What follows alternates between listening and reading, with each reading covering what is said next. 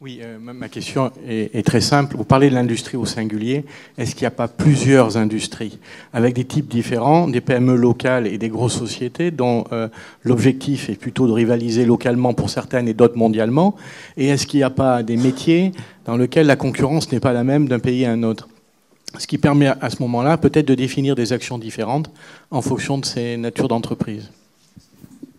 Pas monopoliser la parole, hein, mais j'avais envie de proposer une définition pour ce dont on parle l'industrie aujourd'hui. Donc la définition Wikipédia, elle sous-entend, je prends Wikipédia, hein, ça vaut ce que ça vaut évidemment, mais dans la définition française, donc l'industrie est un ensemble des activités socio-économiques tournées vers la production en série de biens grâce à la transformation des matières premières ou de matières ayant déjà subi une ou plusieurs transformations et à l'exploitation des sources d'énergie. Voilà, on fait rentrer dans le champ l'industrie de l'énergie. Elle sous-entend une certaine division du travail, pour la différencier de l'artisanat, une notion d'échelle. On parle de quantité industrielle. Et l'utilisation de machines, d'abord manuelles, puis motorisées. Je pense que cette définition-là, elle est aujourd'hui archaïque et obsolète. Parce qu'effectivement, l'industrie, ce sont les industries. Et en fait, on pourrait assez vite rentrer dans une définition qui pourrait être collée un peu plus à ce qu'on a aujourd'hui dans sa multiplicité, de formes, de secteurs d'activité, de géographie, qui peut même être ubiquitaire. Pour moi, l'industrie aujourd'hui, c'est la mise en œuvre d'un ou plusieurs savoir-faire. La notion d'échelle reste importante, elle peut conduire à cette division du travail qui différencie l'artisanat, et du coup peut aussi induire une certaine intensité capitalistique. Point. On n'a pas besoin d'aller sur des questions de machines, de construction manufacturière. Ça l'englobe aussi, c'est un pan évidemment important. Vous parlez de taille.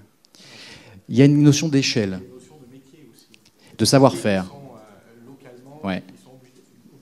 Locaux, dans le micro, s'il vous plaît. Oui, mais locaux ou pas. Oui, vous parlez il y a des métiers qui nécessitent encore une activité locale. Ça peut. Et qui n'ont pas de concurrence, ne serait-ce que par le transport, des coûts de logistique, de manière à... C'est beaucoup plus large que ça. L'industrie touristique, c'est 8% de PIB. Donc toutes les activités peuvent être qualifiées d'industrielles. Après, ça dépend ce qu'on met derrière. C'est un mot pratique, mais derrière laquelle on met des définitions qui sont toutes différentes. Alors je vais... Jean-Pierre ? Non, parce que je pense que là aussi, il faut qu'en France, bon, c'est vrai que c'est propre à notre culture. Hein. On aime la dialectique, on aime la rhétorique, on aime la sémantique, le local, le pas local, les petites entreprises, les moyennes entreprises, les grandes, l'international. Bon,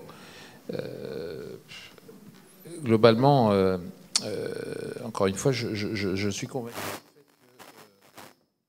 Je voudrais d'abord rappeler qu'aujourd'hui, 85% de la commande publique en France est une commande publique locale. Donc il faut arrêter d'attendre de l'État. L'État, il est rincé. C'est fini.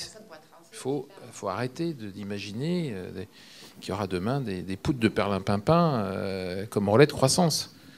Donc ce qu'on demande au fond à une puissance publique, c'est de créer un cadre, un environnement, une régulation, une structuration, une stabilité.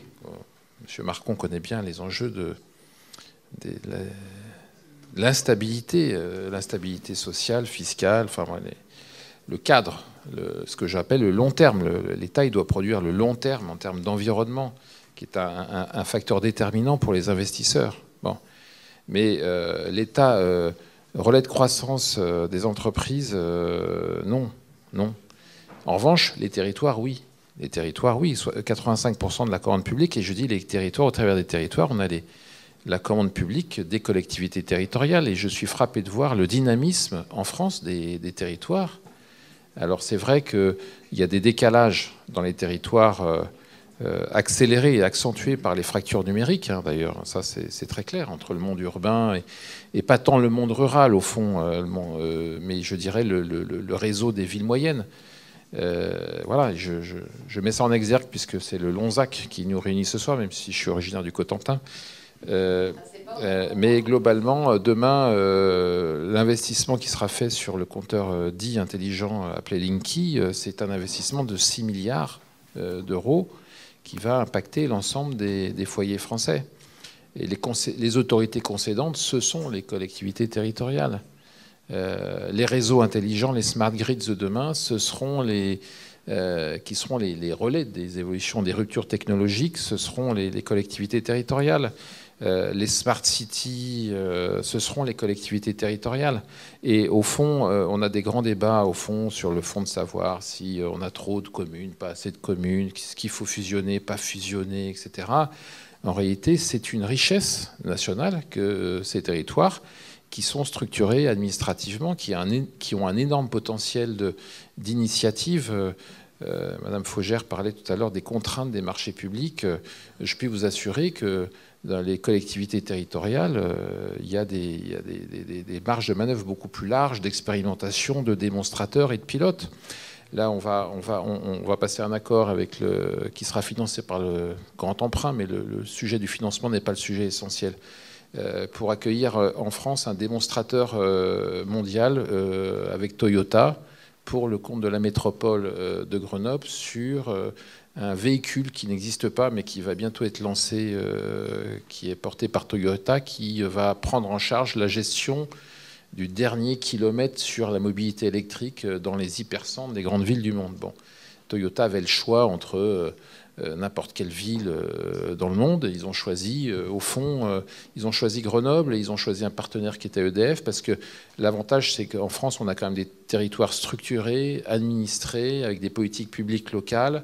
Et on a des outils pour porter ces sujets. Il se trouve que EDF apporte la supervision du système avec les infrastructures, les bornes de recharge, l'intégration tarifaire, enfin bref, l'ensemble du réseau électrique qui va conditionner, au fond, le démonstrateur pour les 6 ans à venir. Et ce petit véhicule qui n'existe pas d'une place et demie, qui sera présenté au prochain mondial de l'automobile à Genève, eh bien, il va naître, il va être expérimenté, il va être développé, il va être déployé à partir d'un territoire français. Donc, ce que je pense, j'en suis convaincu, c'est que on est dans un système asynchrone, en ce sens aussi, où les territoires sont riches de force, d'expertise, d'expérience, de souplesse. Et on est encore dans un ancien monde où, globalement, dans un état colbertiste, on attend en permanence la vérité révélée d'une puissance publique évanouie. Voilà ce que je dis en rebond pour alimenter le débat. Témoignage juste pour dire que dans notre secteur du jeu vidéo, pratiquement 70% des entreprises sont en région. Aujourd'hui, Montpellier, Bordeaux, Lyon, Annecy, Clermont-Ferrand, Lille, une des plus belles entreprises en Camargue, pratiquement 500 salariés en CDI, au cœur de Roubaix, dans une ancienne filature de textile. Moyenne d'âge 29 ans, c'est une magnifique entreprise, elle est en croissance de 20% tous les ans, voilà, plein milieu de Roubaix. Donc c'est juste pour dire qu'effectivement c'est important.